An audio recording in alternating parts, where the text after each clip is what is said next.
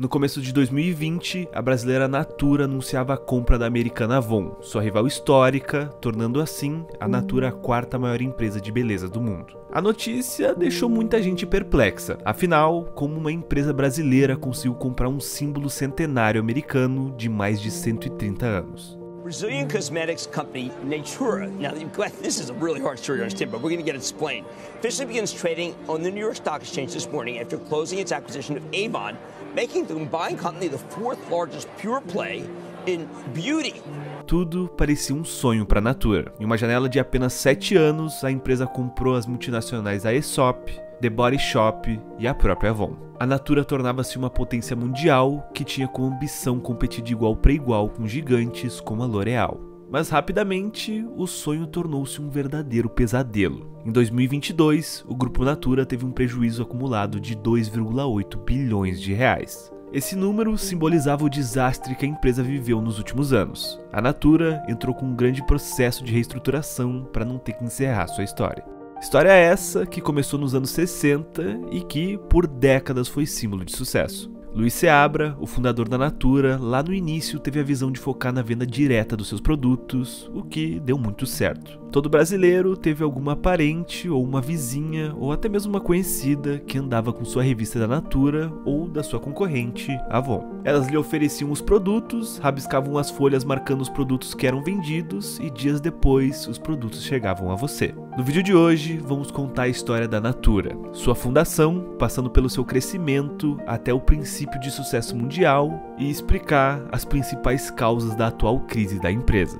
Mas antes, por favor, não se esqueça, já deixa até o like no vídeo, se inscreve no canal e ativa as notificações. Toda semana, as curiosidades mais interessantes do mundo dos negócios você encontra aqui no Curioso Mercado.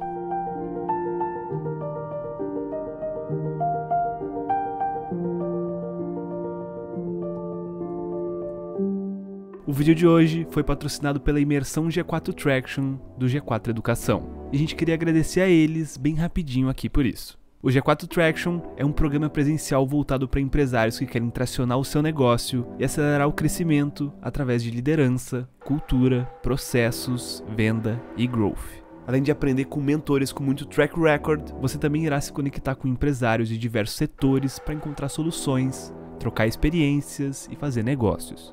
Se você é sócio, fundador ou CEO e quer sair do operacional para focar na estratégia do seu negócio e aprender as metodologias, ferramentas e práticas utilizadas pelas empresas que mais crescem no mundo, clique aqui no link da descrição e faça sua inscrição para participar do G4 Traction.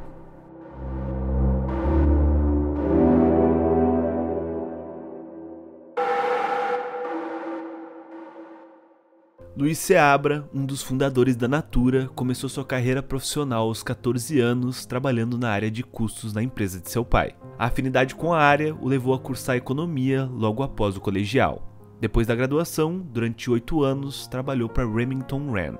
Com o fechamento da fábrica da empresa, Luiz resolveu tomar outro rumo e em 1965 foi trabalhar como gerente em um pequeno laboratório familiar em São Paulo, que pertencia a seu Pierre Bourgeot. Apesar de não entender de fórmulas químicas, ele entendia de administração. Segundo o próprio Luiz, na época ele considerava os cosméticos como coisa de mulher e achava que o trabalho ia ser fácil. Porém, no laboratório de seu Pierre, ele começou a entender que cosmética não era futilidade e apaixonou-se pelo estudo das matérias-primas e as suas combinações. Mas nem tudo o agradava naquela indústria. Luiz contava que começou a pesquisar sobre como os cosméticos eram vendidos. Nisso, se deparou com a marca americana Eterna 27. A Eterna 27 era muito popular na época, mas suas propagandas e vendedores prometiam, segundo Luiz, mentiras. Esse aprendizado sobre o que não fazer no futuro iria moldar os alicerces da Natura, tendo sempre um enfoque no cliente e uma relação verdadeira entre as partes. Luiz trabalhou com seu Pierre até 1969, porém sua esposa estava grávida de seu quarto filho e ele precisava de um emprego que pagasse mais. Mas, quando foi pedir demissão, seu Pierre o convidou para ser seu sócio. Luiz concordou, porém queria que fosse um novo negócio.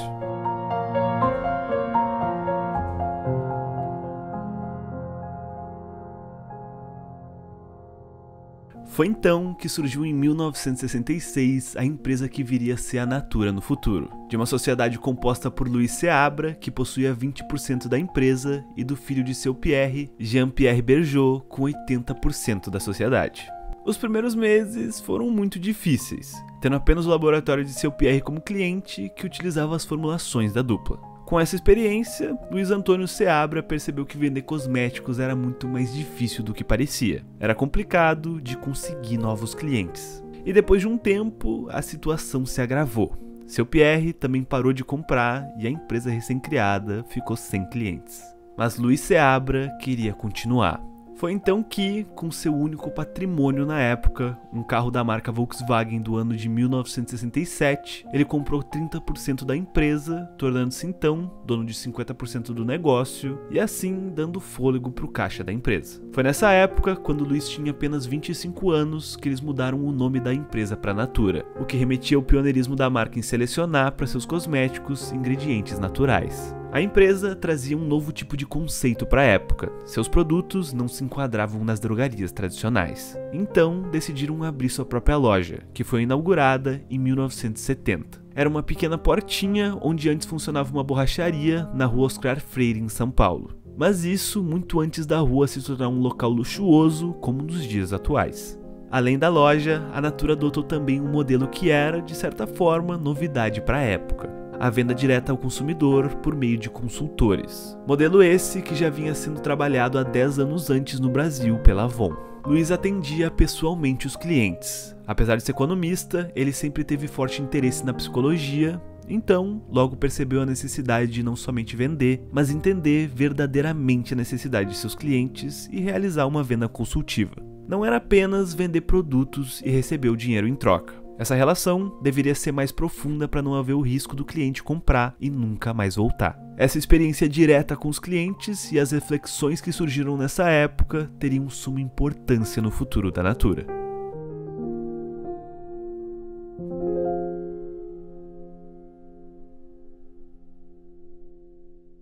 Os métodos de Luiz e as suas consultoras de beleza começaram a chamar a atenção, e ele passou a dar conferências em outros estados. Médicos também procuravam Luiz interessado nos produtos para indicar seus pacientes. Foi então que ele e Jean decidiram que era hora de expandir os negócios. A primeira ideia foi abrir mais lojas, mas foi descartada, pois a experiência da dupla mostrou que a relação direta com os clientes traria melhores resultados. Então, em vez de aumentar a quantidade de estabelecimentos, resolveram multiplicar os Luizes, adotando a venda direta como modelo comercial e trazendo vendedores para trabalhar como parceiros. Em 1974, fecharam a loja da Oscar Freire e o modelo de vendas passou a ser apenas o de porta em porta. Mas nos anos 80, com a forte crise econômica que o Brasil enfrentava, seu sócio Jean deixou a empresa. Então, Luiz Seabra uniu-se a 2 novos sócios. Entrou Guilherme Leal e anos depois, Pedro Passos, dupla com quem Luiz mantém a sociedade até hoje. Com o trio à frente da empresa, a Natura cresceria e entraria na casa de milhões de pessoas através de consultores ao longo das décadas seguintes. A Natura introduziu ao mercado uma grande gama de inovações. Lançaram mais de 14 linhas diferentes de produtos e entraram no segmento de produtos masculinos. Além disso, foi em 1983 a primeira empresa brasileira a oferecer refil de seus produtos.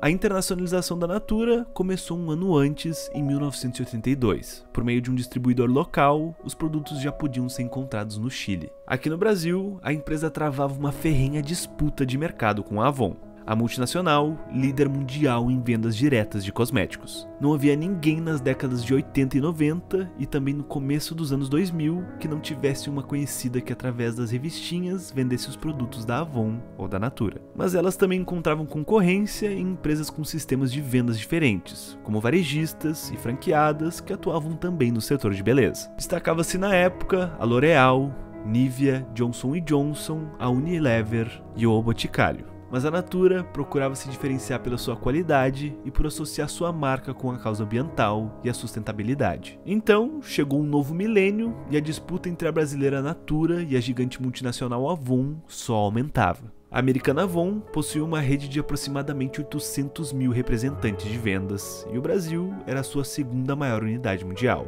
Nessa época, ela era líder do setor nacional de vendas diretas de cosméticos. O posicionamento de preço da Avon era diferente do praticado pela Natura. Enquanto a Avon focava em fazer vendas de produtos mais baratos destinados à classe C e D, a Natura focava na venda de produtos com preços mais altos, com foco na classe A e B. Fato é, nessa época, aproximadamente 90% das vendas diretas do país eram feitas pela Avon e pela Natura. Envolto nessa guerra por consumidores, os controladores da Natura resolveram tomar uma atitude que naquele momento foi bastante inovadora. Em 2004, a Natura fez seu IPO na Bolsa de Valores de São Paulo, sendo a primeira empresa brasileira de cosméticos a abrir oferta na bolsa. Fora a inovação para o seu setor, naquele momento, o mercado acionário no Brasil não era dos mais convidativos, com poucas empresas e amargurando 2 anos sem qualquer IPO.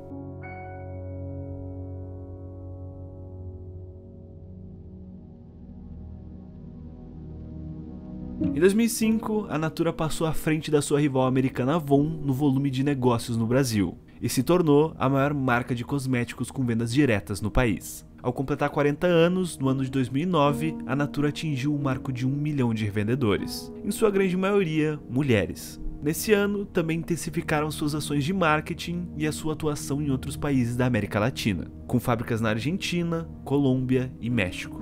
Mas nesse período, o modelo de negócio da empresa até então, de vender por meio de consultores, começou a enfraquecer. As redes de varejo avançavam e um novo tipo de venda online cada vez mais ganhava espaço: o e-commerce. Então, em um momento em que a Natura tornava-se cada vez mais uma empresa global, era preciso se fortalecer perante as novidades que apareciam e estar em pé de igualdade com as gigantes concorrentes do setor. E a forma que a Natura encontrou foi aumentando seu portfólio através de aquisições de marcas concorrentes com diferentes atuações. A empresa se transformou em uma holding chamada Natura & Co e foi às compras. Em 2013, adquiriu por cerca de 100 milhões de dólares a rede australiana Aesop, uma marca de cosméticos de luxo que contava com 61 lojas em 11 países na época. 4 anos depois, a Natura comprou da sua concorrente L'Oréal a marca britânica The Body Shop. Com essas duas aquisições, a Natura já estava presente em 70 países, com milhares de lojas ao redor do mundo. O grupo Natura, nessa altura, se transformava em uma grande potência do ramo de cosméticos. Mas queria mais.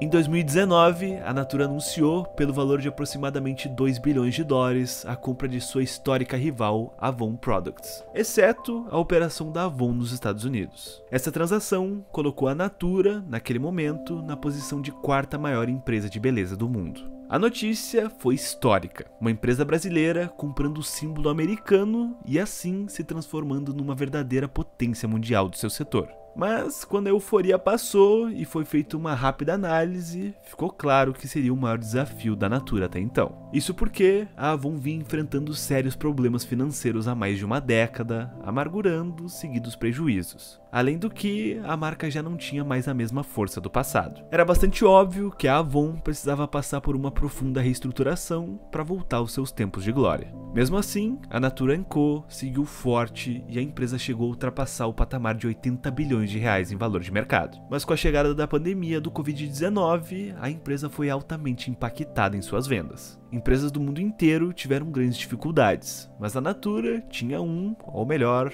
alguns grandes problemas internos a serem resolvidos. A Natura encontrava-se altamente endividada em virtude das compras que ela realizou em um curto espaço de tempo. E recuperar a Avon mostrava-se um desafio ainda maior do que o esperado. Somados a isso, as suas despesas operacionais cresceram de forma vertiginosa em função das aquisições. E a Natura teve sérias dificuldades em entender as operações e regulamentações que as novas empresas demandavam. Então, em novembro de 2021, a Natura chegou a perder 20% do valor de mercado em apenas um dia. Mas ainda viria mais. A Rússia, que correspondia a 22% de todas as vendas do grupo na época, entrou em guerra com a Ucrânia. A Natura, assim como muitas outras empresas do mundo, tomou a decisão de suspender as operações naquele país. A empresa tinha forte presença na Rússia com as marcas The Body Shop e Aesop, e também tinha uma fábrica da Avon. Fora isso, o cenário econômico era catastrófico. Seus principais mercados, que eram a Europa e a América Latina, sofriam com uma inflação crescente. As matérias-primas, como óleo de palma, resina e plásticos, tiveram um grande aumento nos preços, o que também impactou nas margens de lucro da empresa. Era preciso dar um basta nesse cenário.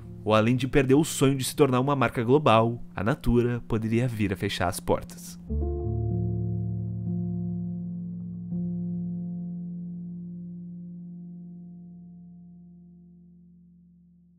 Então, a Natura colocou em prática um grande plano de reestruturação e a primeira mudança foi na presidência em 2022. Fábio Barbosa entrou no lugar de Roberto Marques. Seguindo um plano dividido em etapas, o primeiro foco foi vender para sobreviver. Então, a Natura vendeu a marca Aesop para sua concorrente L'Oréal em um negócio de 2,5 bilhões de dólares. Praticamente zerando a dívida bruta da Natura, que chegou aos 7 bilhões de reais. Um fôlego para a companhia, mas a venda gerou críticas. A Aesop era tida como o melhor ativo da empresa. Em resumo, a Natura vendeu a marca que vinha dando lucro para ficar com as marcas com sérias dificuldades nos últimos anos. A segunda etapa do plano de reestruturação, chamada Onda 2, envolve atualmente a fusão das operações da Natura e da Avon na América Latina, para assim se tornarem uma única empresa. Essa fase está reunindo a força de vendas, ou seja, as pessoas que revendem Natura ou Avon terão um único cadastro. Agora, as consultoras Natura ou Avon passarão a se chamar apenas consultoras de beleza. Também, os centros de distribuição das empresas já foram integrados. A ideia é enxugar custos e diminuir a estrutura geral e focar nos mercados mais lucrativos. Mas se a Natura vem sofrendo com dificuldades com suas vendas, seus concorrentes antigos vêm tomando seu espaço. O Grupo Boticário, por exemplo, cresceu suas vendas em 31% em 2022 e alcançou o maior faturamento da sua história. O interessante é que o mercado de cosméticos vem crescendo fortemente, enquanto a Natura passa pelo seu pior momento.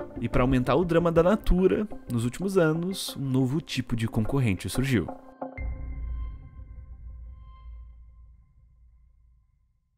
Nos últimos anos, marcas de beleza que têm como donas influenciadoras digitais têm tido grande sucesso, como é o caso da We Pink. A We Pink é uma marca de cosméticos da influenciadora Virgínia Fonseca e da empresária Samara Pink. A marca faturou 40 milhões de reais apenas em julho de 2023. Desse valor, 55% veio de uma live de 13 horas realizada pela marca. É uma nova forma de vender, tendência que vem crescendo ao redor do mundo. As influenciadoras apostam muito nesse tipo de lives na internet, atrelada a um e-commerce muito forte. Outros cases de sucesso são as marcas da influenciadora Boca Rosa, aqui do Brasil, e da Kylie Jenner internacionalmente.